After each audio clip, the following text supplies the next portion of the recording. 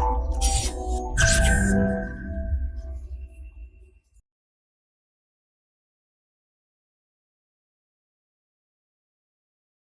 friends, this is Vishakha Daga coming up with next round of News Simplified. Now it is considered India is a country which is very rich in its cultural heritage. Now we know that. However, if world also recognize that in its UNESCO World Heritage Site, it become a proud moment for us, not just culture, because it promotes the tourism as well. Now for the same reason, India's culture is in news, that is Ramappa Temple, which has been included in UNESCO's World Heritage Site, and with that it has become India's 39th UNESCO's World Heritage Site. So in this video, we will discuss that only about the Ramappa Temple, about the sandbox technique for which it is famous. Next is the Kakatiya dynasty which have built it. So we will cover this holistically in this video. Let's move ahead and discuss them one by one. First of all, about Ramappa Temple. Ramappa Temple, also called Rudreshwara Temple, are actually are found in the Mulugu district of the Telangana. So they are found in the Telangana part of the India. They are dedicated to deity Ramalingeshwara Swami. Now Ramalingeshwara Swami is a form of Shiva only. So it is dedicated to Shiva, and this can be seen with the popularity of Nandi. Nandi can be seen in the temple. We will discuss that later, but let's just first see this certain facts where it is found. Mulugu, Telangana. It was first built in 1213 AD by the Kakatiya general, that is Richela Ridra. He was a Kakatiya general of the king Ganpati Deva, and it is he who financed and came up with the idea. Yet the temple is named after Ramappa. Ramappa is neither the deity nor the king who patronized it. Instead, it is a sculpture. Actually, it is the one who made it, the artisan who actually made it possible. So it is the artisan, it is dedicated to him. And it took nearly 40 years for the temple to be built. This is unique in the history because only few temples all over the world are named after the artisan who actually come up with the idea, who made it. Now, let's move ahead and understand this temple style. Now, first thing you need to remember is this temple belonged to the Vaishara style. So let's understand what is Vaishara style. Vaishara style, what happened? In case of Indian temple architecture, it is being divided into two parts, that is Nagara and other is Dravidian style. Now, if this is India, Nagara style is famous in the northern part of India, whereas Dravidian style was famous in the southern part of India.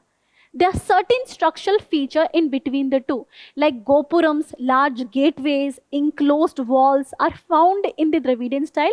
In Nagaras, you don't much find the enclosed walls and gateways, etc. So we are not going to discuss that in this video. I'm just going to discuss Vaishara style, which is actually the mix of the Nagara and Dravidian. Okay, and this was mainly popularized by the Chalukya dynasty and later on made famous by the Kakatiyas. And Kakatiyas are the one who took the Vaishara dynasty in here. Now let's understand what are the main features of the Vaishara dynasty or the Ramappa temple in particular. Beginning with the foundation itself, let's begin that this is the foundation of the temple we are talking about. The very famous technique or for which the Ramappa temple is famous is the foundation, because they make the foundation by making a large pit in here. A large pit is present, and in this pit they add sand lime plus jaggery. Jaggery act as a binder, as well as a Karakya temple, which is a kind of a guava like a temple, apricado kind of a temple, which also help in binding. Now, because of these fruits which are added and sand lime, this particular temple, the foundation is as such that this is earthquake resistance. And that's why it is very famous. This pit, which is nearly 3 meter wide, which is nearly 3 meter wide, it gives a huge strength to the temple to resist the earthquake. Because the moment earthquake waves arise in here, they weaken due to the effect of the sand lime. So sand lime absorbs the wave and do not let the impact of earthquake pass to the entire temple infrastructure. And that's why it is able to overcome the natural disaster like this. So one of the prominent feature is the present of the foundation, that is this is called sandbox technique. Sandbox techniques which is able to prevent the earthquake damage to the temple. Okay, so first thing is we talked about the foundation. In the foundation we said they use the sandbox technique. Second is, temple is built on the high raised platform, which is nearly 6 feet in height and star shaped in infrastructure. So second thing about the foundation that you're going to remember is that high raised platform, nearly 6 feet and star shaped. It is star shaped, which give an impeccable style to the Kakatiya temple. So this is a very peculiar feature, a very different feature of the Kakatiya temple, and you can see it in image in here. Let me show you. See, you can see that there it is a star-shaped base, nearly 6 feet in height, which is on which the temple is being built. So this is a very famous feature of the temple, that 6 feet high star platform and foundation. These two prominent feature, you know about the platform. Now the second feature is that the temple is enclosed in huge wall. So there is a huge wall built around the temple. You can see there is a huge wall built around the temple. Again, there are gateways. Okay, if this is the main temple, found in there, then a replica is found at the gateway, and this is called Gopuram. Okay, if this is the main temple, then a replica is found at the gateway, and this is called Gopuram. Now, overall in the temple, it was found that Gopuram is made up of white sandstone. Gopuram is made up of white sandstone, which is very light. Light to the extent it is believed it can float on the water as well. So bricks that are found in here are very light.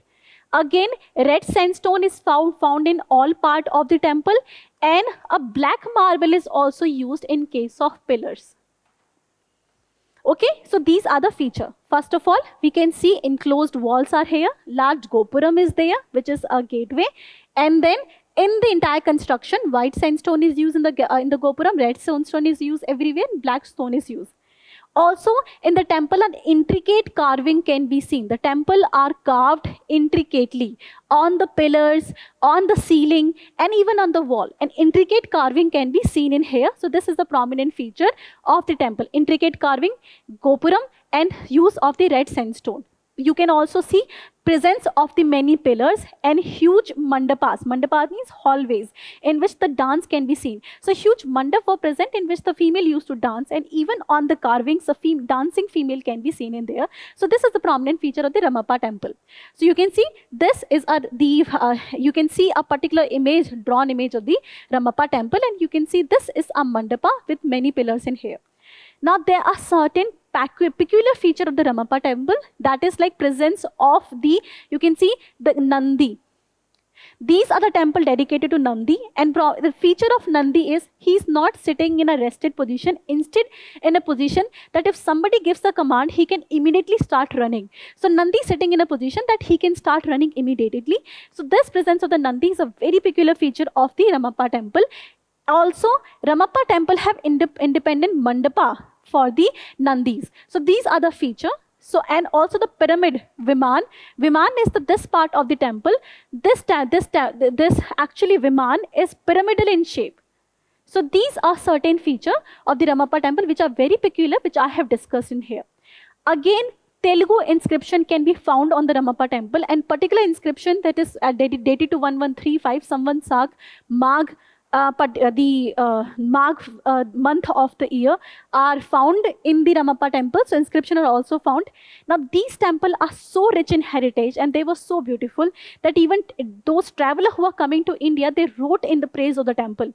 That include Marco Polo, who was an Italian traveler who came to India. And he said in the praise of the temple that it is the brightest star in the galaxy of the temple. That if you consider all the stars, like if you consider all the temples in India, this is one of the brightest star in India. So it is famous for this. Now let's discuss a little bit about Kakatiya dynasty. Kakatiya dynasty is the one who actually took the Ramappa temple to its height. These are the one who built it. So a little bit of information of Kakatiya information can be useful. Kakatiya dynasty, which came actually into being in 13th century, they were fiduciary of the Chalukyas. So Chalukya were their predecessors.